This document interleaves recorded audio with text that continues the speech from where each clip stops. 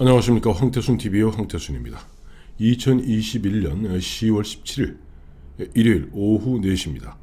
조금 전 3시 40분 한국 시간입니다. 한국 시간 3시 40분 LA공항을 갔다가 남욱 변호사가 출발했습니다. 대장동 게이트의 중심적, 핵심적 인물이죠. 남욱 변호사, 외교부에서 여권 취소하니 긴급히 여행자 증명서 떼서 오늘 조금 전, 그러니까 한 20분 됐네요. 20분 전쯤 LA공항을 가다 출발했습니다. 내일 새벽 5시쯤 인천공항에 도착한다고 합니다. 남욱 변호사가 들어오면 얼마 전에 김만배 씨, 화천대의 김만배 씨에 대한 검찰의 구속영장이 법원에 의해서 기각되었죠. 야당은 펄쩍 뜁니다. 한마디로 엉터리 면죄부 이재명에게 면죄부를 주기 위해서 일부러 설렁설렁 수사해서 일부러 구속영장이 기각되도록 그렇게 수사하고 구속영장을 쳤던 것이 아닌가라는 그런 험한 말까지 나오고 있습니다. 그런 욕을 먹어도 싸죠. 사실은 검찰은. 김오수 원래 성남시 고문 변호사였다는 거 아닙니까? 자, 그런 가운데 내일 18일 국회 행정안전위원회는 경기도에 대한 국정감사가 있습니다. 또 20일은 수요일입니다. 국토교통위는 또 경기도에 대한 국정감사가 있습니다. 민주당 내부에서 일부 이재명 지사에게 어차피 당신은 10월 10일 대통령 후보로 선출이 되었기 때문에 경기지사직을 갖다 빨리 사퇴해라. 그리고 굳이 국정감사장에 앉아서 소나기 질문을 받을 필요가 뭐 있겠는가라고 이야기하는데 이재명은 거꾸로 역발상이죠. 나 오히려 이번에 국정감사가 내가 얼만큼 성남시장으로서 잘했는지, 얼마나 내가 청렴했는지 확인하고 증명될 수 있는 절호의 기회다. 나는 나가서 당당하게 국정감사에 임하고 국정감사, 즉 18일 내일이죠. 행안위 감사, 또 20일 국토위 감사 끝나고 나서 당당하게 월계관을 쓰고 경기지사직을 그만두고 그 다음에 당당하게 집권 여당의 대통령 후보로서 문재인 대통령을 만나서 사실 겉으로는 빵긋빵긋 웃으면서 협조를 부탁하는 듯 하면서 눈을 부라릴 거야. 이런 얘기 아니겠습니까? 자, 이재명 씨는 정말로 머리가 절묘하게 좋습니다. 제가 그래서 제목을 이재명의 놀라운 잔머리 국정감사 출석이라고 썼습니다. 사실 이재명 10월 10일 대통령 후보로 선출되고 그 다음 한 2, 3일 묵혔죠? 13일이던가요? 이제 수요일이죠. 수요일날 민주당에서 당무위원회, 최고위원회를 열어서 이낙연 후보 측의 이의제기를 이의 없다라고 물리치지 않았습니까? 확정된 거죠. 그리고 또 이낙연 씨도 승복을 했으니까. 그러면 사실 지사직을 그만두고 굳이 국정감사, 내일 또 수요일 같은 경우는 온 대한민국의 모든 언론의 시각이 오로지 국회의 경기도에 대한 국정감사에 쏠리지 않겠습니까? 그럼에도 불구하고 한판 붙어보겠다 나오는데 정말 절묘한 거예요. 이재명 씨. 이게 이제 어려운 게 아닙니다. 경우의 수. 우리 고등학교 2, 3학년 때 확률을 배웁니다만 확률 배울 때 나오는 경우의 수를 따져보면 됩니다. 이재명 씨는 10월 10일 대통령 후보로 선출되고 13일 확정된 이후에 그의 선택은 두 가지 중에 하나밖에 없습니다. 하나는 목요일이나 금요일날 지사직을 그만두거나 아니면 그만두지 않고 18일, 20일 있을 국정감사에 임하는 이 경우의 수는 두 가지밖에 없습니다. 두 가지밖에 없는데 자, 하나하나의 이 득실을 따져보시자고요. 지사직을 갖다가 조기에 사퇴하는 것은 국정감사는 피할 수 있을 때 실이 너무 큽니다. 정치적으로. 이런 거 이렇게 했죠. 백계명들, 손가역들 빼고는 지금 이낙연을 지지했던 사람들, 추미애를 지지했던 사람들, 김두관을 지지했던 사람들, 박용진을 지지했던 사람들을 비롯해서 민주당의 지지자들조차도 그래 이재명 네가 뭐가 구린 게 있으니까 국정감사 안 받겠다고 흔한 얘기로 도발이 치는 거 아닌가라는 말을 들을 수밖에 없습니다. 그리고 야당, 국민의힘을 비롯한 야당, 야권에서는 봐라! 역시 저자는 입만 갖고 나불나불 됐지 실제 나와서 저 국정감사장에서 한번 대답해 보라 그러니까 피했다 라고 해서 문매를 때릴 겁니다. 밖에서. 그러니 야당은 결집하고 여권, 민주당 내부는 이낙연과 이재명 측이 갈라지는 거예요. 당내에서도 보면은 강온파 간에 갈라질 겁니다. 이른바 친명과 반명 간에 이른바 어마어마한 균열이 생길 겁니다. 그런 가운데 자기한테 남는 것은 피했다. 이재명이 그렇게 용감한 사람이 아니거든요. 보세요.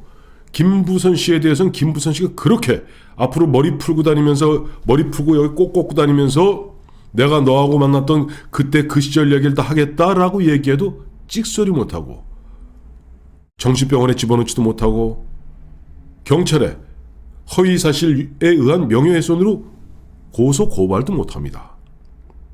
그게 배짱 센 사람이 아니에요. 그런데 어차피 이재명 씨 입장에서는 지금 지사직을 사퇴했을 때는 두 번에 걸친 국정감사 야당의 포격을 피할 수는 있지만은 그 이후에 후과가 너무 큽니다. 그러니 당연히 그런 경우는 출석을 해야 되겠죠. 자, 출석하면은 이재명 씨가 할 일은 빤합니다. 일방적으로 자기 주장할 겁니다. 나는 5,503억 이건 단군일의 최대 수익을 갖다가 환수했다. 그리고 원래 처음 설계할 때는 1,822억이면 실제 민간에 갈 게 얼마 안 됐는데 그동안 문재인 정부 문재인 대통령이 부동산 정책을 잘못 펴는 바람에 집값이 벼락천금으로 올라서 이윤이 과다하게 갔을 뿐 나는 내가 처음 설계할 때는 그게 아니었다. 어떻게 유동규? 유동규가 내 측근이라면 내 측근은 500명도 넘는다. 남욱? 오늘 새벽에 들어왔다고? 나는 그자가 누군지도 모른다. 그리고 생각해보세요. 야당 의원 여러분들. 지금 문제는 곽상도 뭐 등등등 이런저런 사람 이름 이게 국민의힘 게이트입니다. 원래 이명박 정부에서 처음에 LH공사가 하기로 돼 있던 것을 민간으로 가기로 돼 있던 것을 내가 다시 뒤집어서 뭐 이런 식으로 일방적 자기 주장할 겁니다. 그리고 또 턱 곁들여서 이런 얘기도 하겠죠. 솔직히 말하면은 지금 여기에 핵심 최근에 지금 이재명 씨 하고 있는 얘기예요. 지금 문제가 됐던 것은 윤석열 전 검찰총장이 대검찰청 중수이과장 할 때 그 당시 부산은행에 대한 수사인데 왜 대장동에 대한 1,000몇억의 대출 그건 조사 안 했습니까? 솔직히 말해서 윤석열 그때부터 박영수랑 가까운 사이 아니었던가요? 박영수랑 나중에 박영수 특검에서 만난 그런 사이가 아니잖아요. 박영수가 그 전에 검찰에 있을 때부터 흔한 얘기로 오야분 꼬분 관계 아니었습니까? 그래서 그 당시에 그런 흐름 속에서 윤석열 씨 당신이 대검 중수이과장으로서 응당해야 될 부산은행에 대한 수사를 갖다가 지지부진하게 했기 때문에 사안이 여기까지 오지 않았습니까? 라고 뒤집어 씌울 겁니다. 이쯤 되면 국민의힘 의원들 벌떼같이 일어나서 막 흥분하고 난리가 날 겁니다. 절대 안 됩니다. 절대 안 됩니다. 바로 그 이재명이 노리는 바입니다. 이번에 국민의힘 야당 의원들은 절대 흥분하면 안 됩니다. 어떠한 경우가 있어도 아무리 이재명과 민주당 의원들이 그야말로 약을 올리고 격충시킨다고 그러죠. 약을 올리고 생떼를 쓰고 거짓말하고 뒤집어 씌우고 허파가 뒤집어지도록 그렇게 약을 올려도 절대 흥분하면 안 됩니다. 그럴수록에 냉정하게 차근차근 조곤조곤 몰고 가야 됩니다. 이번 같은 경우는 지금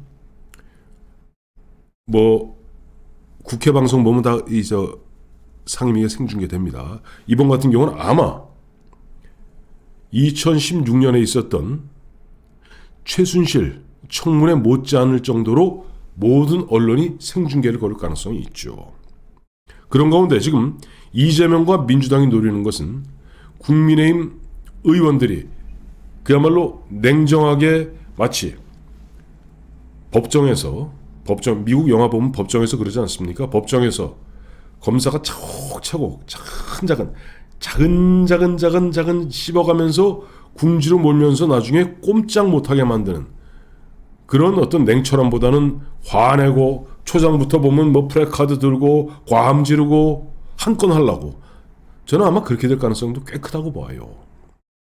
그 다음에 이재명이 이야기하면 또 민주당 의원이 수적으로 훨씬 많으니까 상임위에 벌떼같이 달려들어서 공격하고 과함 지르고 삿대질하고 윤석열 씹고 이럴 겁니다. 이럴 때 또 흥분해갖고 하면 딱 위원장이 뭐 하죠? 하는 수 없이 정회를 해야 됩니다. 그러다가 다시 또 싸웁니다. 그걸 갖다 우리 파행이라고 그러죠.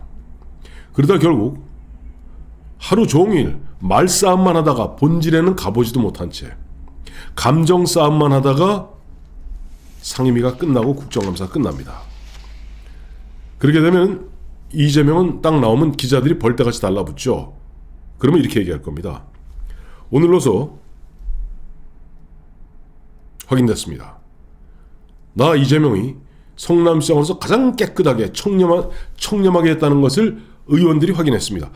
지금 이재명이 하는 수법으로 봐서는 일단 얘기해놓고 상대방이 믿던 믿지 않던 마구 이야기합니다. 마치 괴벨스가 얘기했듯이, 옛날 괴벨스가 그랬죠. 거짓말도 3번, 4번, 5번, 6번 하면 상대방이 나중엔 질려서 믿게 됩니다.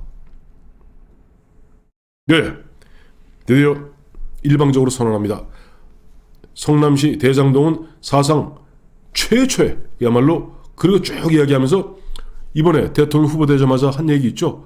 국민의힘을 중심으로 한 토건 세력들, 이른바 기득권 세력들을 저는 뿌리 뽑겠습니다 라고 얘기합니다. 이럴 때 어떤 일이 벌어질까요? 대한민국 국론은 쫙 분열되고 민주당은 어쨌든 간에 이재명을 중심으로 똘똘 뭉치게 됩니다. 지금 민주당 의원들 거기 나와서 내가 이번에 이낙연 밀고 내가 이번에 정세균 밀었다고 이재명 돕지 않을 수 있습니까?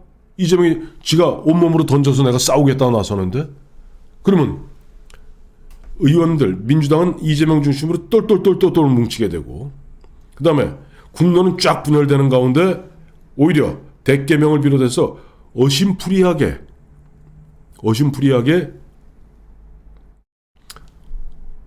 이재명을 지지했던 사람들조차도 국정감사 해보니까 국민의힘 의원들 과함만 질렀지 내용도 없이 그저 정치 공세만 펴더라. 이재명이 당연하죠. 도둑질은 지가 있으면 도둑질한 놈이 제일 잘 알죠. 솔직히 해서 의원들은 지금 여기 언론에 나온 그거보다 조금 더 들어간 정도의 그런 각종 제보들 갖고 그냥 마구잡이를 우선 쏟아붓는 겁니다. 그건 역대 모든 청문회, 국정감사 그랬습니다. 저는 당사자니까 방어하기 굉장히 쉽거든요. 그래서 방어하는 쪽이 굉장히 쉬운 게 국정감사입니다. 근데 여기서 보면 방어해가면서 거기다가 겹붙여서 윤석열이 물고 들어가고 국민의힘 물고 들어가고 이명박 정권 물고 들어가고 물고 들어가는 가운데 일방적으로 선언해버립니다. 성남시장으로서 단군 일의 최대 깨끗한 청렴한 그와 같은 모델이 되었다. 그리고 이번에 보니까 이렇게 된 데는 윤석열 비롯한 국민의힘 그쪽 사람들이 문제가 더 크다. 그 다음에 끝으로 제가 대통령 되는 즉시 어쩌고 저쩌고 해서 지금 이와 같은 토건 세력들과 기득권 세력들, 부패 세력들을 갖다 일소하겠다. 이런 식으로 하면 좌파들은 막 환호하고, 다음에 그가 지켜봤던 보수 우파 입장에서 어안이 벙벙한 가운데 그 의원들 뭐했어? 그냥 흥분만 했지, 삿대질만 했지, 아니 찔러보지도 못했잖아. 절대 흥분하면 안 됩니다. 냉철한 변호사같이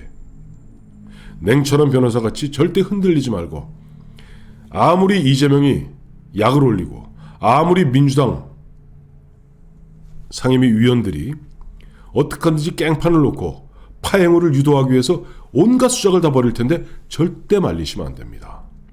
그러나 이런 것까지를 다 지켜보고 이재명은 앞서 말씀드린 대로 지사직을 사퇴해서 2번을 피하고 욕을 먹느니 출소감으로서 오히려 극적 반전. 이게 뭐 예전에 보면 그런 거 있잖아요. 그 노무현식 기법인데요. 그때 수적으로 엄청 부족했던 박관영 전 국회의장의 증언이기도 합니다. 노무현 씨가 뻔히 계속 정치권에서 사과하라. 사과만 하면은 일소에 붙이고, 자, 우리 총선이나 치르자. 끝내보면 그거 사과하지 않고 오히려 대우건설 남상국 사장권을 갖다 건드리면서 남상국 사장의 극단적 선택을 하게 되죠. 그러니까 확 뒤집어졌던 흥분했던 야당이 거기서 탄핵 소추로 가결시켜버립니다. 근데 그걸 바랬던 거라는 것이 박관영 전 국회의장, 그 당시 방망이 두들기셨던 분이죠. 당시 대통령 비서실장한테 물어봤더니 전혀 그 할 생각 없더라는 거 아니에요. 그때 박관영 의장이 느꼈던 것은, 노무현자 이자가 탄핵을 유도하고 있구나. 왜? 수적으로 부족한데 우리 유도로 얘기하면 엎어치기 한 판을 갖다가 하기 위해서 야당의 무리한 달려들길 원하는구나.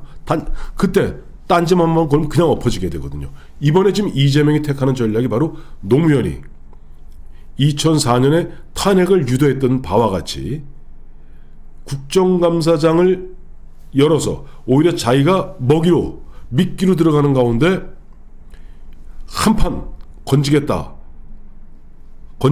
마구 달려드는 야당 의원들 하나하나 격파시키고, 경우에 따라서는 민주당 위원들이 막 떼거지로 달려서 욕하고 파행으로 가고 난장판을 만들어서 결과적으로 나는 이렇게 유도하려는 겁니다. 사실 저도 국회 오래 있어봤고 또 국회 이후에도 봤습니다만 팀플레이가 안 돼요. 팀플레이가. 모르겠습니다. 지금 국민의힘 지금 이번에 상임위 위원들 각 상임위마다 10명 이렇게 되는데 얼만큼 팀플레이가 될지. 왜?